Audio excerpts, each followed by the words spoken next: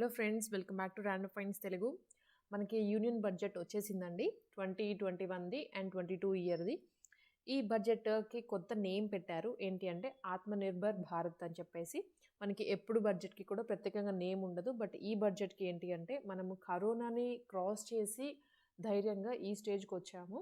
దానికి ఈ నేమ్ పెట్టారనమాట. దీనికి ఇన్డెప్త్ మీనింగ్ ఏంటి అంటే ఆత్మనిర్భర్ అంటే మన సెల్ఫ్ ప్రొటెక్టింగ్ చేసుకోవాలి మన కంట్రీని, మన స్టేట్‌ని అని ఒక ఉద్దేశం అనమాట.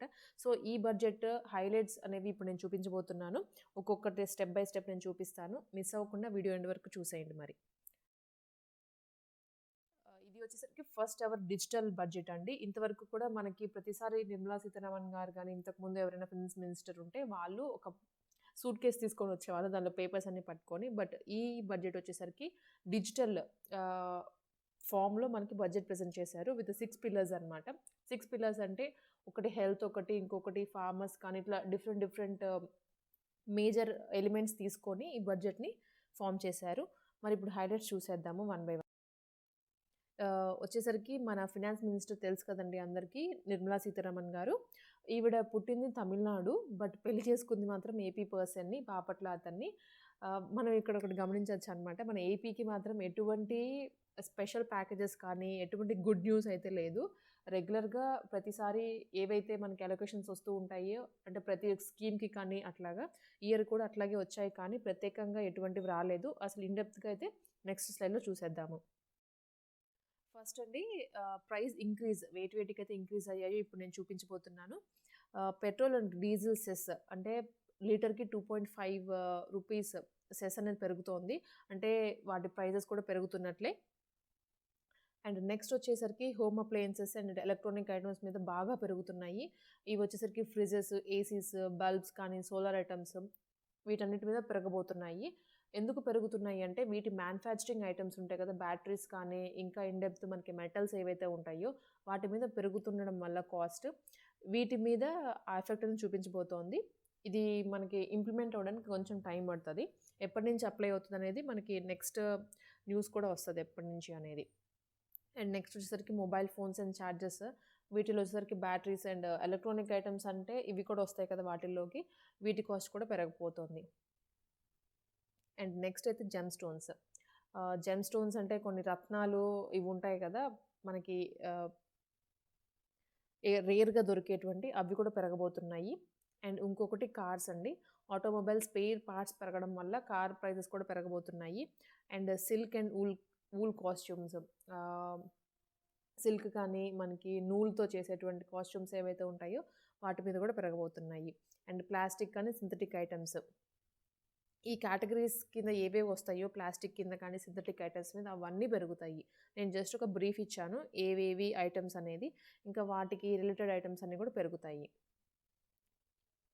ఇక్కడ మెన్షన్ చేసిన ఐటమ్స్ అన్నిటి మీద పెరుగుతోంది. ఇంకొకటి ఏంటంటే మన సోలార్ మ్యానుఫ్యాక్చరింగ్ ఉంటాయి కదా ఐటమ్స్ అన్నీ, వాటిని మనం ఇంపోర్ట్ చేసుకుంటూ ఉంటాము జనరల్‌గా వేరే కంట్రీస్ నుంచి, చైనా నుంచి కానీ అక్కడి నుంచి. వాటి మీద ఇంపోర్ట్ ట్యాక్స్ అనేది ఇంక్రీజ్ అవుతోంది.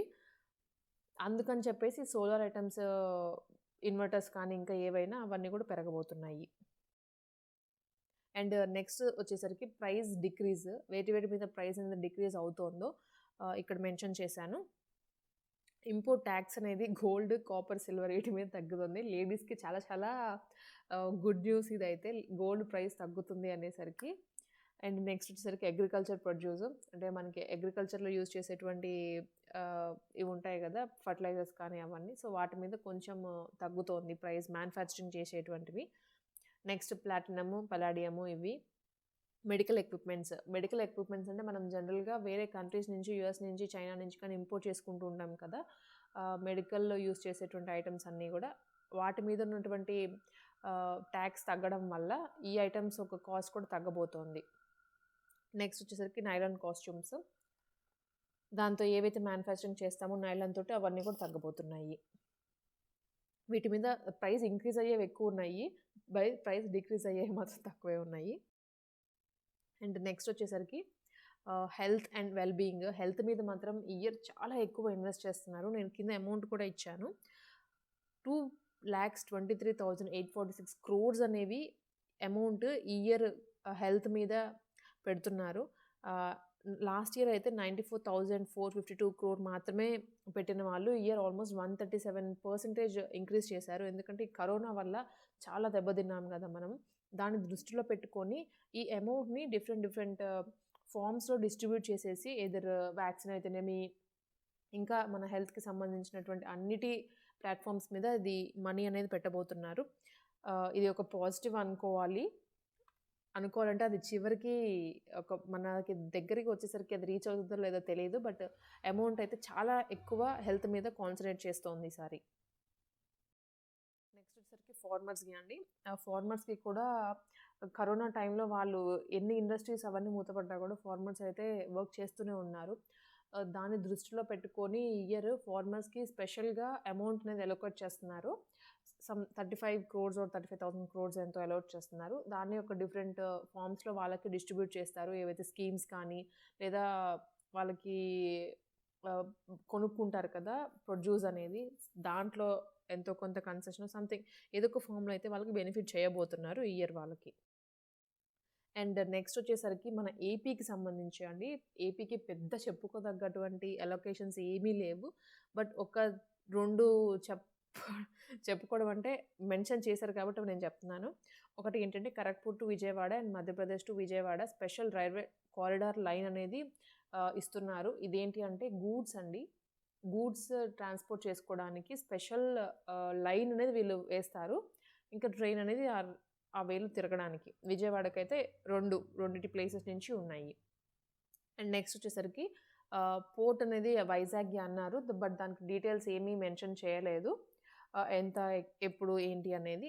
మరి నెక్స్ట్ ఇది జస్ట్ హైలైట్స్ కాబట్టి మనకి ఇన్ డెప్త్ అనేది పోను రోజుల్లో మనకి తెలుస్తాయన్నమాట. ఇంకా ఏమన్నా మంచిగా వస్తే బావుంటుంది. వేరాజ్ అదర్ స్టేట్స్‌కి ఇప్పుడు నెక్స్ట్ కమింగ్ మంత్స్‌లో ఇక్కడ మెన్షన్ చేసిన స్టేట్స్ అన్నిట్లో కూడా ఎలక్షన్స్ జరగబోతున్నాయి. దాన్ని దృష్టిలో పెట్టుకొని బీజేపీ వాళ్ళు అంటే ఇప్పుడున్నటువంటి సెంట్రల్ గవర్నమెంట్ వాళ్ళకి మంచి బెనిఫిట్స్ ఇచ్చింది. తమిళనాడు, కేరళ, వెస్ట్ బెంగాల్, అస్సాం అండ్ బెంగుళూరు అంటే కర్ణాటక వీటికి 1,00,000 క్రోర్స్, 2,00,000 క్రోర్స్ అమౌంట్స్ పెట్టి స్పెషల్ ఇన్‌ఫ్రాస్ట్రక్చర్ డెవలప్ చేస్తున్నారు. అంటే రోడ్స్ కానీ, రైల్వేస్ కానీ, మెట్రోస్ ఇట్లాగా డిఫరెంట్ ఫార్మ్స్‌లో వీళ్ళకి చాలా బెనిఫిట్స్ వెళ్తున్నాయి. మనం పే చేసిన టాక్స్ అంతా కూడా తీసుకెళ్ళి వీళ్ళకి పెడుతున్నారు. మెయిన్‌గా వెస్ట్ బెంగాల్‌లో బాగా బెనిఫిట్ అవుతోంది అని చెప్తున్నారు. మరి ఎట్లా అయితదో ఫ్యూచర్ చూడాలి.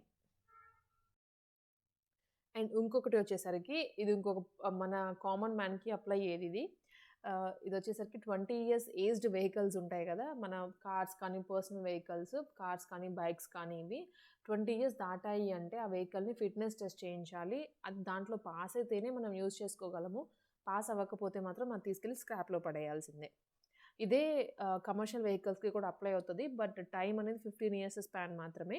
కమర్షియల్ వెహికల్స్ అంటే బసెస్ కానీ, లారీస్ కానీ, ట్రాక్టర్స్ ఇవి ఉంటాయి గదా! వాటికి 15 ఇయర్స్ మాత్రమే. ఇవి గూడా ఫిట్‌నెస్ టెస్ట్ పాస్ అవ్వకపోతే 15 ఇయర్స్ తర్వాత స్క్రాప్. బట్ మన వాళ్ళు ఎంత ఇది ఫాలో అవుతారో తెలీదు. ఇది యాక్చువల్‌గా అయితే యూఎస్‌లో అంటే ఫారిన్ కంట్రీస్‌లో ఎప్పటినుంచో ఉంది ఇది రూల్ అనేది. ఇప్పుడు మన వాళ్ళు దీన్ని ఇంప్లిమెంట్ చేస్తున్నారు. ఎంతవరకు వర్కౌట్ అవుతుందో చూడాలి. అండ్ ఇంకా కొన్ని హైలైట్స్ అండి ఇవి. నేను జస్ట్ లైన్ ఇచ్చేస్తున్నాను. ఇన్ డెప్త్ మనం నెక్స్ట్ ఏమన్నా వచ్చాయి అంటే వన్ బై వన్ అవి కూడా నేను నెక్స్ట్ ఒక వీడియో చేస్తాను. సో, ప్రస్తుతానికి హైలైట్స్ అయితే ఇది ఎక్కువగా వినిపిస్తుంది కదా! బడ్జెట్‌లో 75 ఇయర్స్ ఏజ్ వాళ్ళకి ఐటీ రిటర్న్స్ అనేది క్లెయిమ్ చేసుకోవడం ఇంకా అవసరం లేదు. అంటే వాళ్ళు ఐటీ రిటర్న్స్ క్లెయిమ్ చేసుకునే దాని నుంచి ఎగ్జెంప్ట్ అయినట్లనమాట. ఎందుకంటే వాళ్ళ పెన్షన్ కానీ, బ్యాంక్ నుంచి వచ్చేటువంటి బ్యాంక్‌లో సేవ్ చేసుకుంటే ఇంట్రెస్ట్ కానీ, దాని నుంచి వాళ్ళు ట్యాక్స్ కాదు ఐటీ క్లెయిమ్ అనేది అవసరం లేదు. ఎందుకంటే వాళ్ళు బ్యాంకే ఆల్రెడీ వేసేటప్పుడు కట్ చేసుకుంటారు కదా ట్యాక్స్ అనేది. సో, అందుకని చెప్పేసి అంటే వాళ్ళే వేసుకుంటారు. అందుకని వీళ్ళు ఇంకా మళ్ళీ క్లెయిమ్ చేయాల్సిన అవసరం లేదు. నెక్స్ట్ వచ్చేసరికి ఎల్ఐసి అనేది షేర్ మార్కెట్‌లో పెట్టబోతున్నారు. ఇప్పటివరకు కూడా అది ప్రైవేట్‌లోనే ఉంది. సో, ఇప్పుడు దాన్ని షేర్ మార్కెట్‌లో పెట్టి అంటే పబ్లిక్‌గా అందరూ కూడా దాంట్లో ఇన్వెస్ట్ చేయొచ్చు అని చేస్తున్నారు. అండ్ నెక్స్ట్ వచ్చేసరికి సైనిక్ స్కూల్స్ అండి. సైనిక్ స్కూల్స్ అంటే మిలిటరీ స్కూల్స్. ఇంతకుముందు చాలా తక్కువ ఉండేవి. ఎక్కడో పాత రోజుల్లో ఉండేవి. ఇప్పుడైతే ఎక్కడా కూడా కనిపియట్లేదు. వాటిల్ని ఒక 100 స్కూల్స్ దాకా ఇంక్రీజ్ చేద్దాము అని ప్లాన్ ఉందంట. చూడాలి ఎక్కడెక్కడ పెడతారో ఏంటి అనేది. నెక్స్ట్ వచ్చేసరికి గవర్నమెంట్ అనేది కొంత ఇన్వెస్ట్‌మెంట్స్ చేసుకోనుంది కొన్ని కొన్ని ప్లేసెస్‌లో.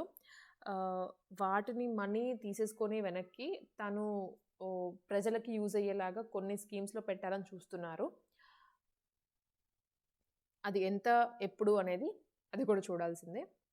ఇంకొకటి ఏంటంటే టాక్స్ స్లాబ్స్. ప్రతి ఇయర్ కూడా టాక్స్ స్లాబ్స్ అనేవి ఎంతో కొంత ఇంక్రీజ్ చేస్తారు, డిక్రీజ్ చేస్తారు. ఇది జరుగుతూ ఉంటది. బట్ ఈ ఇయర్ మాత్రం ఎటువంటి చేంజెస్ లేవు టాక్స్ స్లాబ్స్ మీద. పాత మనకి 21కి ఏవైతే టాక్స్ స్లాబ్స్ ఉన్నాయో కూడా ఇప్పుడు కూడా అవే పెట్టేశారు. And last but not least అండి, వన్ నేషన్ వన్ రేషన్ అనేది ఇప్పటివరకు మనకి ప్రతి స్టేట్‌కి రేషన్ కార్డ్ అనేది సెపరేట్‌గా ఉండేది. ఏపీకి రేషన్ కార్డ్ వేరు. మనకి ఏపీలో ఉంటే మనం తెలంగాణలో తీసుకోలేము. లేదా వేరే స్టేట్‌లో తీసుకోలేము కదా! బట్ ఇప్పుడేంటంటే ఒకటే ఉంటది. సెంట్రల్ రేషన్ లాగా మనం ఏ స్టేట్‌లో ఉన్నా కూడా మనం రేషన్ తీసుకునేలాగా అనమాట అది. మేబీ ఇది చాలా మందికి బెనిఫిట్ అవుతది అనుకుంటున్నాను. చూడాలి. సో ఇది బడ్జెట్, యూనియన్ బడ్జెట్ 2021, 22కి సంబంధించిన హైలైట్స్ అన్నీ. మీకైతే వీడియో నచ్చింది అనుకుంటున్నాను. ఇంకా ఇన్ డెప్త్ కనుక ఏమైనా డీటెయిల్స్ ఇస్తే నెక్స్ట్ వీడియో ఇంకొకటి చేయడానికి ట్రై చేస్తాను. ప్రస్తుతానికైతే ఇదే. లైక్ చేయండి, షేర్ చేయండి, సబ్స్క్రైబ్ చేసుకోవడం మాత్రం మర్చిపోకండి. By by.